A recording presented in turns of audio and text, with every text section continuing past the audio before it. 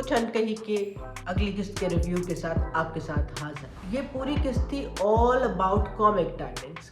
वनीज़ा अहमद की comic timing की क्या ही बात है, और उसके साथ अरसा गज़ल और शकील जो किरदार अदनान अदा कर रहे हैं, जिनका ड्रामे में नाम शकील है, आई थिंक उनकी और उनकी जो उनसे जुड़े किरदारों के साथ गुफ्तगू के साथ कॉमिक टाइमिंग है स्पॉट ऑन। जनाब इमरान उसको रोटी पकाते दिखाया गया, रोटी तवे पर डाल रहा था, ज़बरदस्त। टीना का किरदार है, वो जब कॉलेज ट्रिप से वापस आ रही है, कॉलेज साथ है, तो वो रिक्शे वाले को खुद गेट पर उतर के कहती है इसको इसके गेट पर छोड़ के आना पूरी जिम्मेदारी से, एहतियात से, और देखना छोड़ आना, इधर उधर ना हो जाना। तो वो मुझे बहुत अच्छा लगा।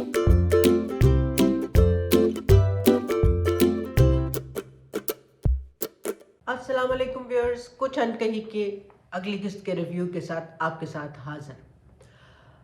हफ्ते के रोज़ कुछ अनकही की किस्त जो है वो ऑन एयर हुई, तो मैंने कहा फ़ौरन आपको रिव्यू दे दिया जाए। क्योंकि आप सबको मालूम है ये ड्रामा मुझे बहुत पसंद है, मैं बहुत शौक़ से इसको देख रही हूँ।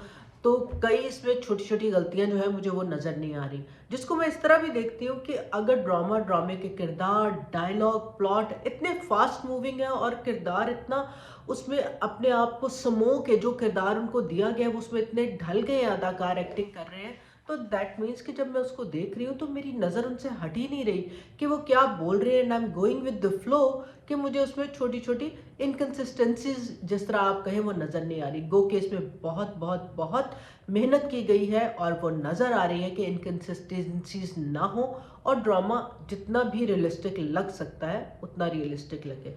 तो इस किस्त में जो मुझे बहुत अच्छी बात लगी वो अगर ये मैं कहूँ कि पूरी किस्त में कॉमिक टाइमिंग, ये पूरी किस्त थी ऑल अबाउट कॉमिक टाइमिंग्स।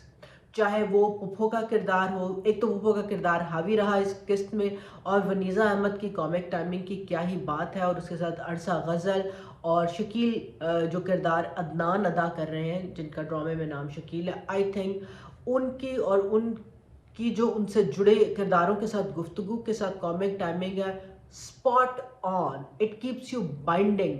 तो बहुत मज़ा आ रहा है, my full praises for them. दूसरी अच्छी बात यह कि हीरो हीरोइन जो है वो इस ड्रामे में है तो सही, मगर वो ड्रामे को ओवर पावर नहीं कर रहे, वो किरदारों के साथ मिल के ऐसे चल रहे हैं कि उनकी अपनी कहानी, उनकी अपनी केमिस्ट्री और एक पूरी कहानी में उनका किरदार वो बहुत खूबसूरती से जेल हुआ नज़र आ रहा है। और अक्सर औकात हमारे ड्रामास इतना हीरो हीरोइन फोकस कर देते हैं कि बाकी किरदार जो है ना वो आपको लगता है मेहमान अदाकार हैं, और उनकी अपने किरदारों की यूटिलिटी उस स्टोरी के प्लॉट में हमें नज़र नहीं आती, वेयरएज़ इसमें अच्छा नहीं है। तो अगेन फुल मार्क्स। जैसे मैंने आपको पहले भी कहा था कि ये ड्रामा बहुत से स्टीरियोटाइप्स ब्रेक कर रहा है, इसलिए ये मुझे बहुत बहुत पसंद आ रहा है। और स्टीरियोटाइप्स ब्रेक करने के लिए जैसे मैंने पहले भी कहा था कि हथौड़ी की ज़रूरत नहीं होती, लतीफ़ पैराए में अच्छे तरीके के कंस्ट्रक्ट में भी एक बहुत मुश्किल बात की जा सकती है और इस तरह की जा सकती है कि दिल में उतरे। तो इसमें भी कुछ बातें दिल में उतर रही हैं, जिसमें सबसे अहम बात जो मेरा ख्याल इस किस्त में दिखाई गई वो शादी के हवाले से रही कि शादी की, एक तो ये कि शादी कितनी सोच समझ से की जाना ज़रूरी है, किस तरह लड़की की मर्ज़ी जाने जाना उसमें ज़रूरी है। कहाँ पर कभी लड़कियां और कभी लड़के ख़ानदानी प्रेशर्स का शिकार हो जाते हैं और बाद में भुगतते हैं, वो कितना उन दोनों की ज़िंदगियों को बर्बाद करता है। तो वनीज़ा का कैरेक्टर इसमें वो दिखाया गया कि वो अपनी मर्ज़ी रखती है, उसको she feels totally okay to reject a person. उसकी लुक पे और हम अक्सर दिखाते हैं कि लड़के या लड़के के घर वाले आप दिखाते हैं कि उसको किसी की लड़की की नाक पसंद नहीं आई, कान पसंद नहीं आया तो वो रिजेक्ट करते हैं। वेरस यहाँ एक एम्पावर्ड खातून को दिखाया गया कि उसकी भी एक सोच है, उसकी भी पसंद नापसंद है और वो भी रिजेक्ट कर सकती है।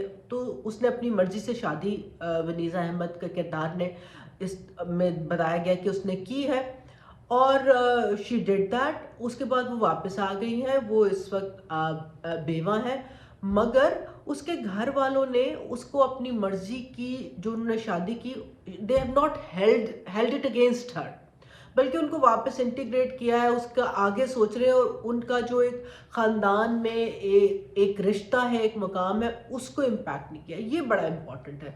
दूसरी तरफ एक दूसरी साइड ऑफ पिक्चर भी दिखाई गई कि जहाँ नौकरानी और मीरा सेठी का जो मुकाबला मकालमा, सॉरी टंग ट्विस्टर है, तो जहाँ उनका मुकालमा होता है तो वो उसे वो उससे उसकी शादी के बारे में पूछती है, जो एक काइंड ऑफ एक नज़र आता है कि किस तरह मीरा के अपने जो इनसिक्योरिटीज़ हैं या परेशानियां हैं शादी को लेकर, वो उस कैरेक्टर से कैसे निकलवा रही है। तो वो बड़ा इंटेंस, वो लाइट भी था मगर इंटेंस भी था, जहाँ पर नौकरानी का कैरेक्टर हाथ पे पड़ा हुआ नील दिखाता है, जिससे फिर अगेन इसकी तरफ मुतवज्जो किया गया कि डोमेस्टिक वायलेंस, घर में ख़वातीन में, शादी में ख़वातीन पर तशद्दुद कितना आम है, और कितना जिस तरह वो कैरेक्टर भी बयान करता है कि उसके बारे में बात ना करना, मार खाते रहना, उसी घर में रहना, घर जुड़े रहना, उसको उसकी कम्युनिटी में बाइसे इज़्ज़त या उसके लिए बाइसे फ़ख्र है।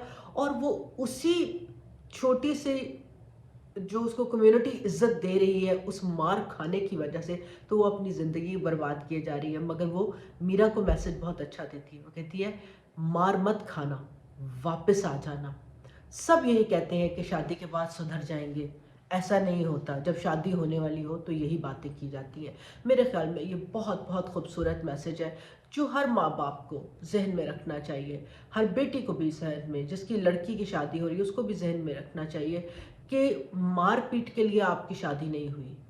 और बेटी को अगर मार पड़ रही हो तो वही मैंने बारहा कहा है कि आपके घर में बैठी बेटी की लाश से तो बेहतर ही होगी। खैर, हल्का करते हैं पूरे रिव्यू को। दूसरी जो चीज़ बहुत अच्छी थी वो थी विरासत के बारे में बात, कि लड़कियों को विरासत का हक दिया जाना और विरासत पे जितने भी हकदार हों उनके हक को तस्लीम करना और वो ड्यू हक देना कितना इम्पॉर्टेंट है, उसके ऊपर बात हुई। वो बात भी बहुत खूबसूरत लगी। इसके अलावा जो छोटी छोटी चीज़ें बस मुझे बहुत अच्छी लगी वो ये कि ड्रामे का जो हीरो है जनाब इमरान, वो उसको रोटी पकाते दिखाया गया, रोटी तवे पर डाल रहा था, ज़बरदस्त। छोटी बहन का जो किरदार, टीना का किरदार है, वो जब कॉलेज ट्रिप से वापस आ रही है, कॉलीग साथ है, तो वो रिक्शे वाले को खुद गेट पे उतर के कहती है इसको इसके गेट पर छोड़ के आना, पूरी जिम्मेदारी से, एहतियात से, और देखना वो छोड़ आना, इधर उधर ना हो जाना। तो वो मुझे बहुत अच्छा लगा, क्योंकि अक्सर ये मेल किरदार जो है वो अपनी फीमेल कॉलीग के लिए कहते हैं, तो वो उन्होंने दूसरी तरफ भी दिखाया कि ऐसे भी होता है, स्ट्रॉन्ग गर्ल्स भी ऐसे ही बात करती हैं। बाप का किरदार अक्सर होता है कि ख़वातीन के लिए कहा जाता है कि कोई परेशानी है, मुश्किल है, उससे पूछो तो कहती कुछ नहीं। तो इसमें जो है, जो वालिद का किरदार कर रहे हैं, जब उनकी बेगम उनसे पूछती हैं कि क्या हुआ, आप परेशान है, तो वो कहते हैं कुछ नहीं, तो वो कहती है सीधे बात ना करना। तो मुझे ये बातें बहुत अच्छी लगी। ये अगेन ये टाइप कास्ट है, कुछ बातें, कुछ रवैये, कुछ जुमले हम औरतों के साथ जोड़ देते हैं कि ये सिर्फ औरतों के साथ होते हैं, मर्दों के साथ नहीं होते।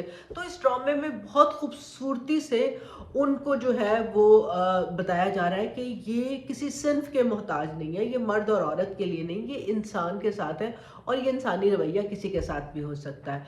तो ओवरऑल बहुत ज़बरदस्त किस्त, आई एम हुक्ड। और वो थे ना अगली किस्त का बेचैनी से इंतज़ार। तो मुझे तो बहुत मज़ा आ रहा है। डू लेट मी नो आपको कितना मज़ा आ रहा है। सी यू नेक्स्ट टाइम।